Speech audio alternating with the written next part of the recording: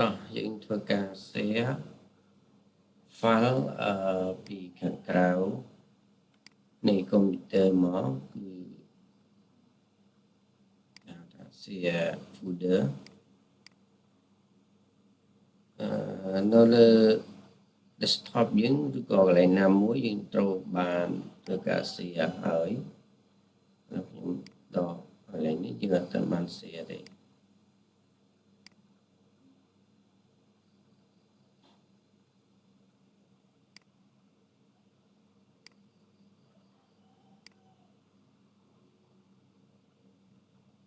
ដល់ចេញសិនចឹងយើងធ្វើការ follow ទៅតាមអ្វីដែលយើងបាន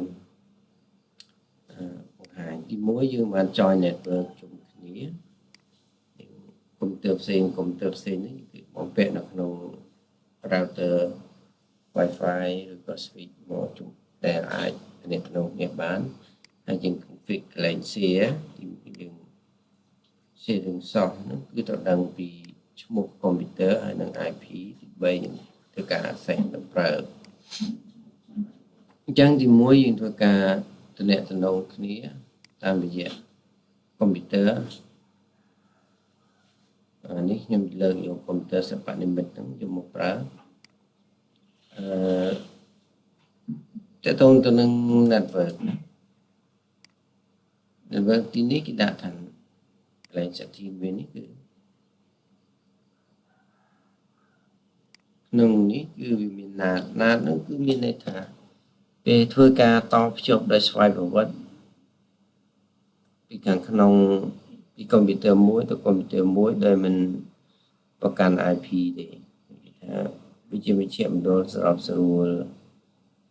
IP ទាំងអស់ឲ្យស្គាល់គ្នាវាខាងក្នុងនិងខាងក្រៅ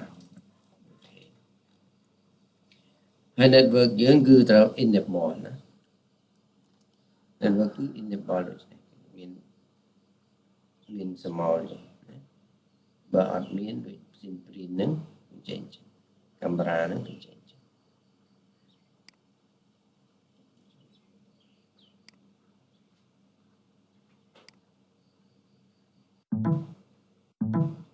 កាមេរ៉ាបើមួយទៀត network ណា network បើយើង disconnect ចេះវាចេញសមោលព្រីអញ្ចឹងមិនអាចទាក់ទងនេះបានទេអញ្ចឹងមកស្ដាំមកវិញយើងយកវាចេញ enable ដូចនេះ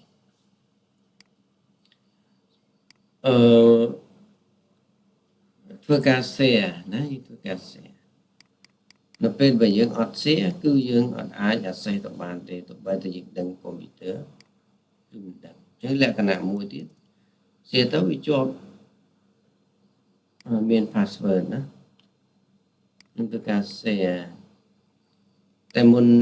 នេះយើងសាកល្បងមុននឹងធ្វើវាយើងសាកល្បងសិនតើយើងអាចទាក់ទងគ្នាបានអត់យើងមើលឈ្មោះកុំព្យូទ័រសិនចាំមើល IP ក៏បានយើងមើលឈ្មោះកុំព្យូទ័របានឈ្មោះ Dell E6540 បើម៉ាស៊ីនសិប្បនិម្មិតយើងចុច start run ហើយឈ្មោះ Dell E6540 វិញចឹងអត់ឃើញ folder មួយឈ្មោះថាសោះទេចង់ឃើញ folder ឈ្មោះថាសោះនេះបន្តតែយើងsoft test នេះទៅលើយើងធ្វើការ save មកស្ដាប់មកយក property sharing ចុចកន្លែង sharing កន្លែង share នេះគឺ share ទៅឲ្យអ្នកណាប្រើគ្រប់គ្នាប្រើឬក៏កំណត់លើ user ណាមួយឈ្មោះអញ្ចឹងយើងកំណត់ឲ្យអ្នកទាំងអស់គ្នាប្រើចុច add មានន័យថាវាអាចប្រើបានគ្រប់ user អូខេមកនៅកន្លែង general ទៀតគឺ sharing យើង take use share this folder ចុច close យើងចូលបន្តកាន់សិទ្ធិសិប្បនិម្មិតឲ្យទៅការ share នេះឃើញដាក់ឃើញណាអញ្ចឹងបើសិនតែករណីមិនឃើញយើងចូលទៅកាន់ VM setting ហើយយើងទៅបើកកន្លែង option របស់វាគឺកន្លែង share នេះត្រូវតែ enable ណាជាទូទៅទៅឡើង OS មកគឺ disable ចេះណា disable តែយើងយក always enable ហើយមួយទៀតកន្លែងនេះបើយើងចង់ដាក់ map drive គឺវាមាន folder នឹងចូលទៅកាន់ទីតាំងតែម្ដងទីតាំងចូលទៅកាន់ទីតាំងនៃ folder នឹងតែម្ដងខ្ញុំចុច add ហើយខ្ញុំទៅជ្រើស folder ដែលខ្ញុំចង់ដាក់ខ្ញុំដាក់ software មក 3D នេះហើយចុច OK ចុច next ខ្ញុំយកតែ read only បានហើយយកពាក្យថា finish អញ្ចឹង complete tick កន្លែង map drive នេះហើយ OK យើងបើក explorer របស់សិនសព្វនិមិត្តកុំព្យូទ័រមកហើយរកពាក្យ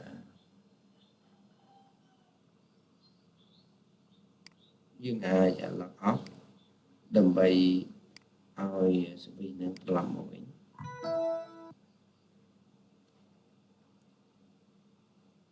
យើងយកពាក្យ log on មកវិញ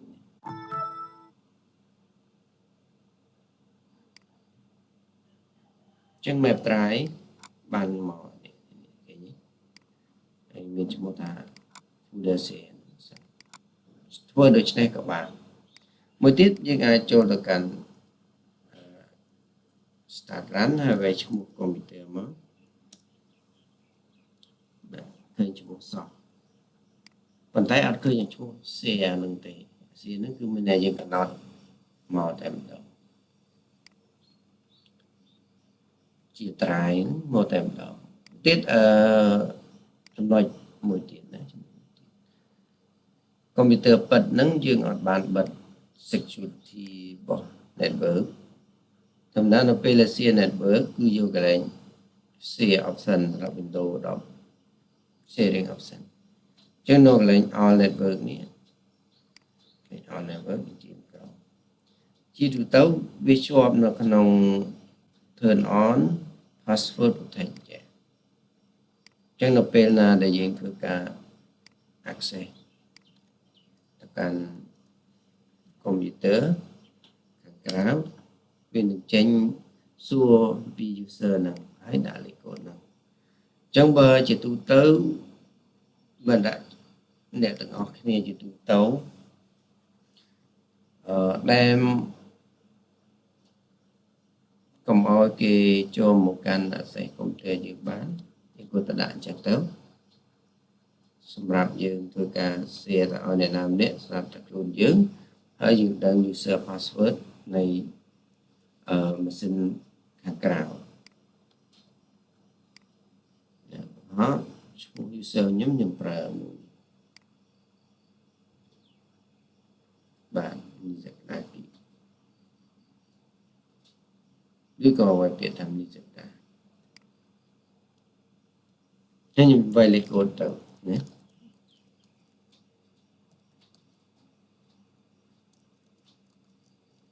ចង់មានលក្ខណៈលេខកូដចឹងក៏បាន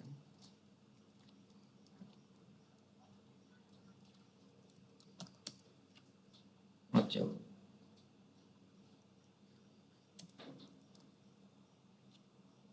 យកម្ដងទៀត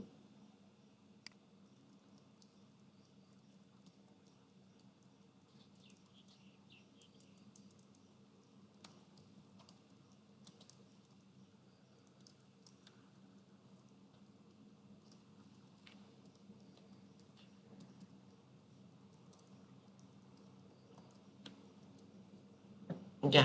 មិនខ្លួនឯងអត់ចូល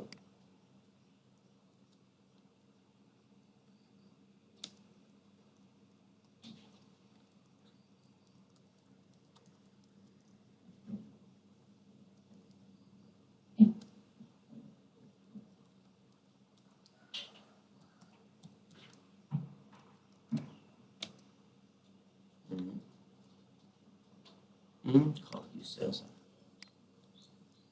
MU NY SA OK DA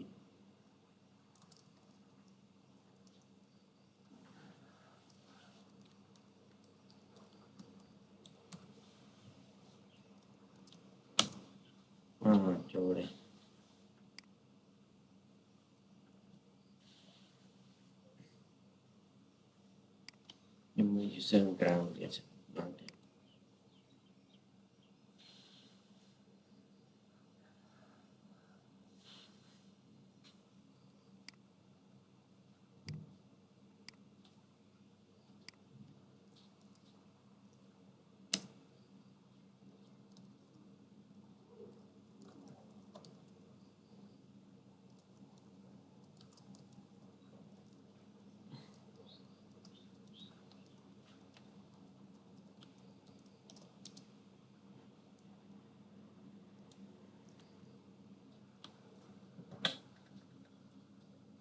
ចាំមិនចូលទេអញ្ចឹងជាវាងការដែលយើងអត់ចាំលេខកូដដូចនេះគឺវាលេខកូដត្រូវច្រើនដងអញ្ចឹងគឺមានបញ្ហាអញ្ចឹងយើងយល់ល្អយើងកុំឲ្យមានធ្វើការកំណត់កូដអញ្ចឹងពីព្រោះអាហ្នឹងយើងធ្វើការវាសម្រាប់យើងធ្វើការប្រើប្រាស់ folder ដោយសេរីសម្រាប់តែខ្លួនឯងតែប៉ុណ្្នឹងទេ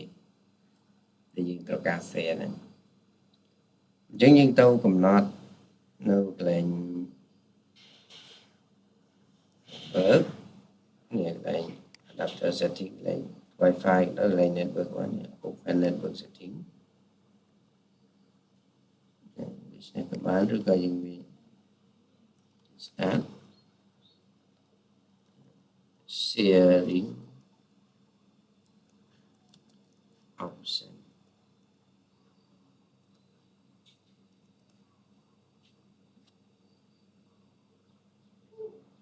នេះកន្លែង advanced sharing option នេះ